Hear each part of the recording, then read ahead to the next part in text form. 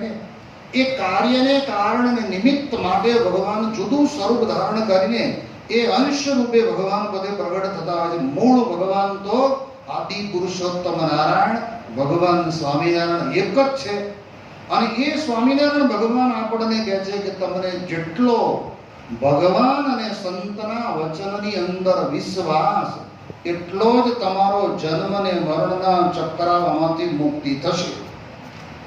જો તમને વિશ્વાસ ન હોય, આખી જિંદગી આપણે પાપ કર્યા, સંતો પાસે લઈ ગયા, મને કે લેવા પાણી લઈ ગયા, કાળ માયા પાપ કર્મ યમ દોષ દયા ધર્મ સ્વામિનારાયણ શરણમ, જાઓ તમારા પાપ પડી ગયા. એટલે પડી જાય. આપણને જો મનમાં આવો ઊંડો અવિશ્વાસ ઉભો થયો તો વાત પૂરી થઈ ગઈ.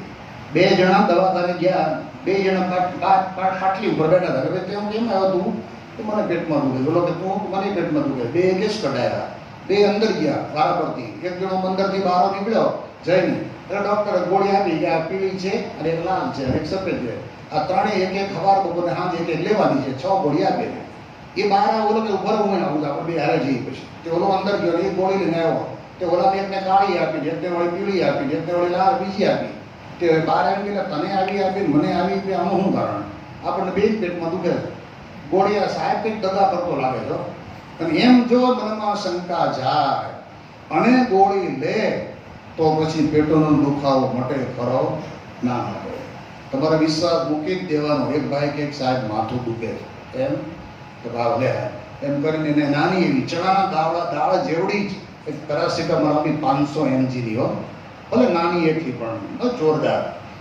એટલે આત્માને કે સાહેબ આ આવડું મોટું તરબૂચ જેવું માથું મારું અને એ દુખે, અને આવડું એક નાનું એવું ટીકડું મારું માથું મટાડે, એની સામે એવડો ગોળો જોઈએ મોટો તો માથું ઉતરે. એટલે સાહેબ કે બધું ઘેરે જતો રહે, તને નહીં આ ગોળી કામ કરે. લઈ લેવાની, બીજું કાંઈ નીચે. એને અંધશ્રદ્ધા ન કહેવાય.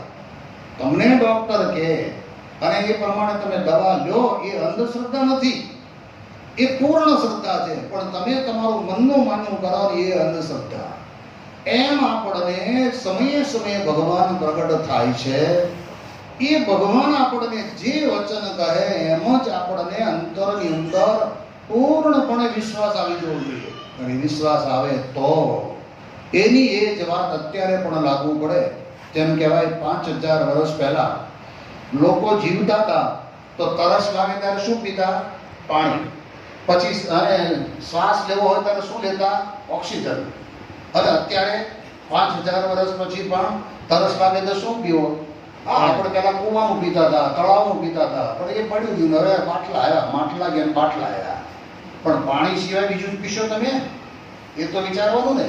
અને તમારે શ્વાસ લેવો હોય તો હવામાં ગંદી હવા લેશો, કાર્બન ડાયોક્સાઇડ લેશો, અને લેવા દેશે ભગવાન તમને? તમે લેવા દો, ઉગળી ગયા, મરી ગયા. હમણાં ઓલા ખાડ કૂવાની અંદર 6 જણા પડ્યા, બચારા સાફ કરવાની ગયા, ત્યાંના ઉગળ્યું, તારા જ નીકળ્યો. તો એવું છે કે વિચિત્ર પ્રકારનું હવા છે, એ પણ આપણને કહે છે કે નુકસાનકારક છે. તો અત્યારે જીવવું હોય તો આપણે પ્રાણવાયુ લઈ છીએ. આપણે ન લઈ શકતા દવાખાનામાં દાખલ કરો તો ઓક્સિજન ચડાવશે. 3 જણનો બાટલો 24 કલાકનો થશે.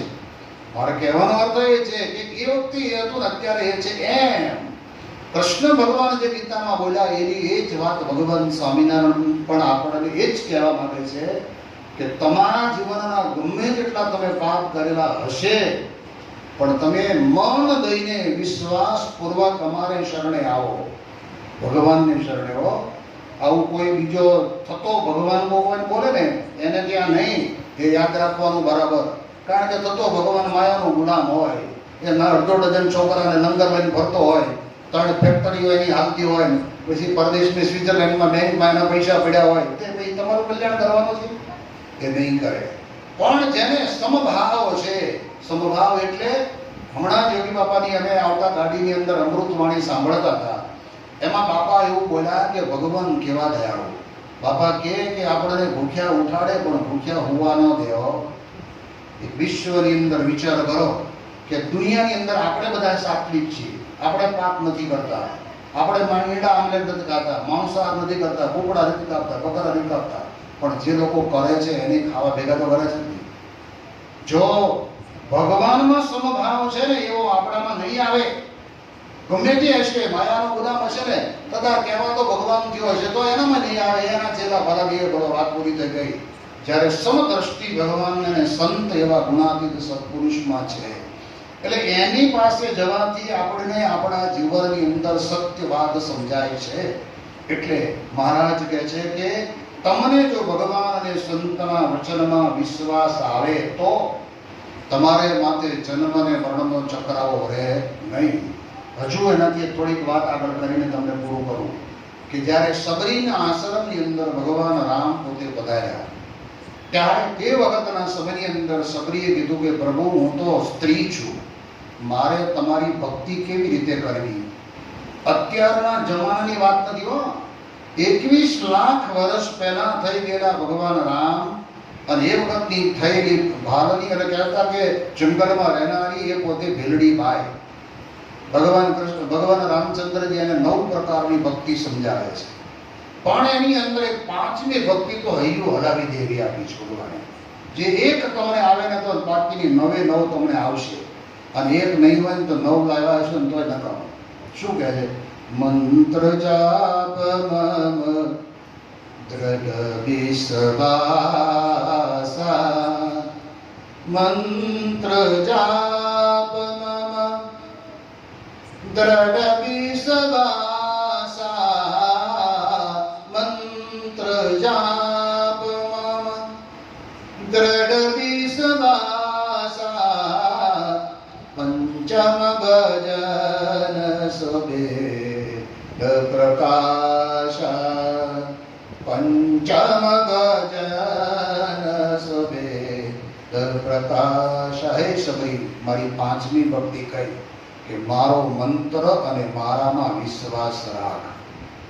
સામેથી ભગવાન રામચંદ્રજી સબરીને, માત્ર સબરીને નથી કહેતા, આ ભૂમંડળ ઉપર રહેનારો હિન્દુ ધર્મને માનનારો દરેક વ્યક્તિને કહે છે ભગવાન રામ કે મારામાં અને મારા મંત્રમાં.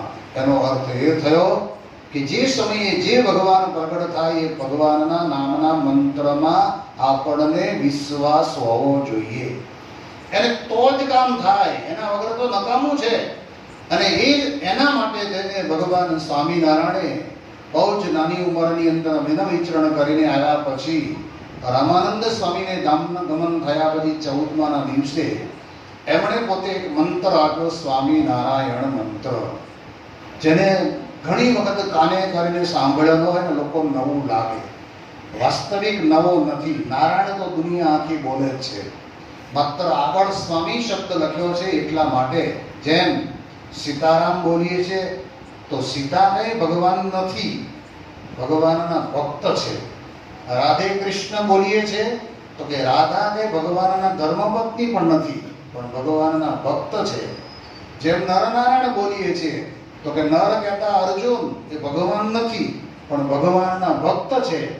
એમ સ્વામિનારાયણ કહેતા નારાયણ તો ભગવાન છે, પણ સ્વામી કહેતા અક્ષર બ્રહ્મ ગુણાતીતાનંદ સ્વામી, જેને શાસ્ત્રોની અંદર એકાંતિક સત્પુરુષ કીધા છે, અક્ષર બ્રહ્મ કીધા છે, બ્રહ્મ કીધા છે, આત્મા કીધા છે, સાધુ કીધા છે, સંત કીધા છે.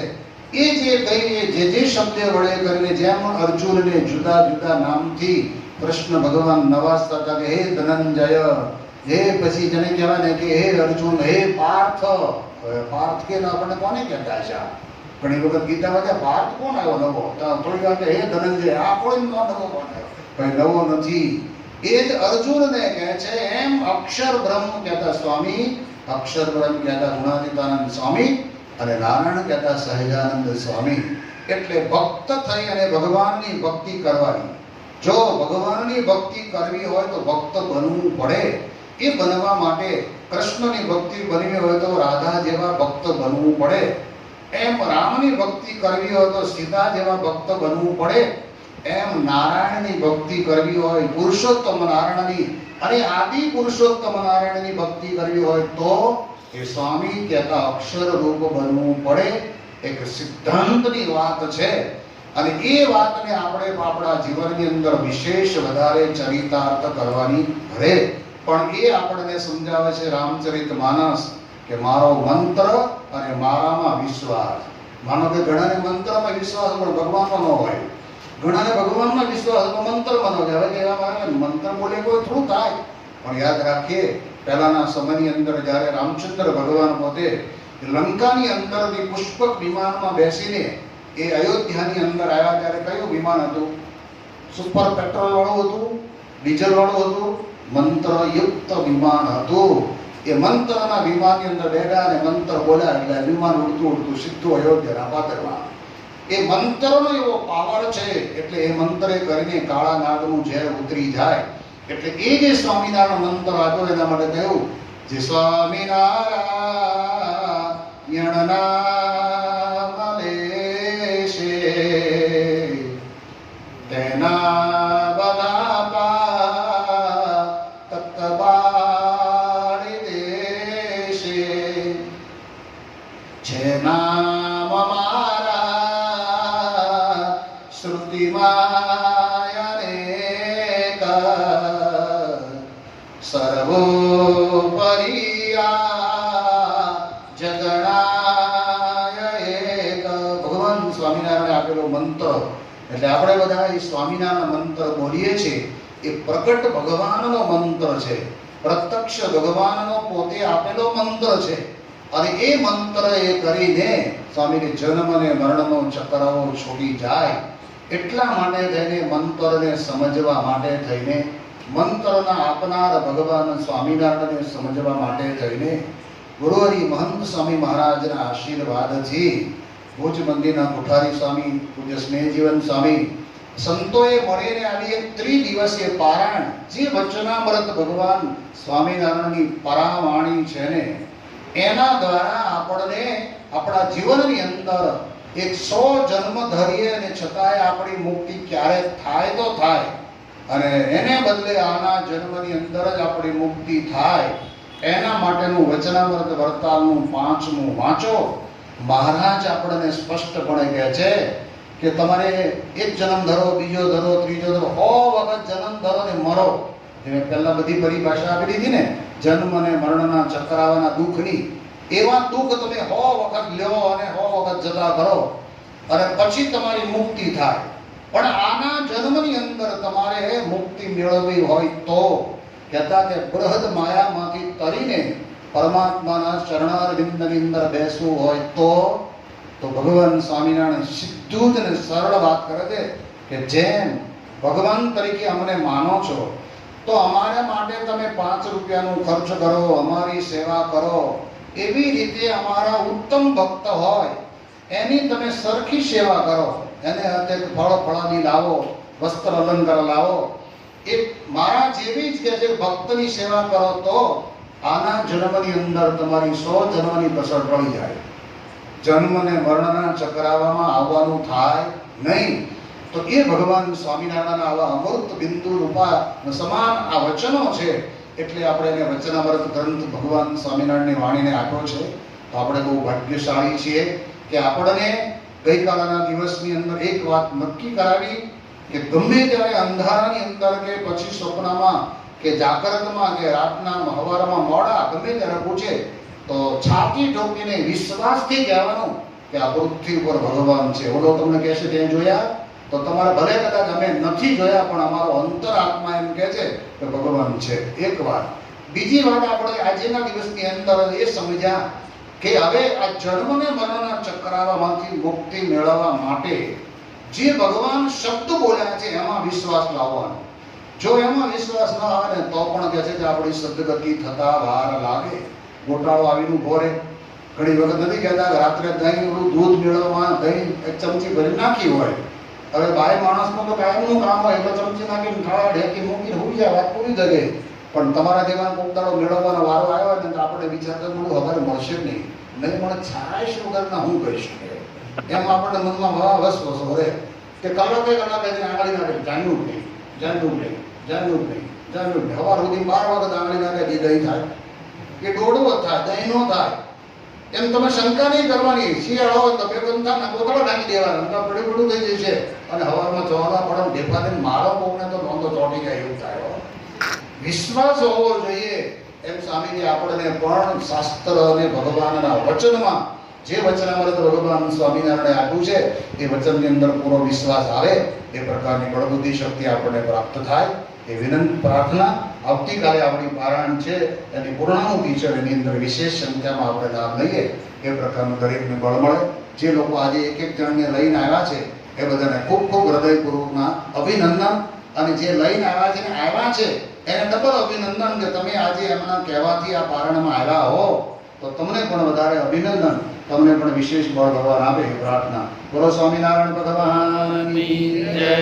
સ્વામિનારાયણ નારાયણ નારાયણ સ્વામિનારાયણ નારાયણ નારાયણ સ્વામિનારાયણ નારાયણ નારાયણ સ્વામિનારાયણ નારાયણ નારાયણ સ્વામિનારાયણ નારાયણ સ્વામિનારાયણ નારાયણ નારાયણ સ્વામિનારાયણ સ્વામિનારાયણ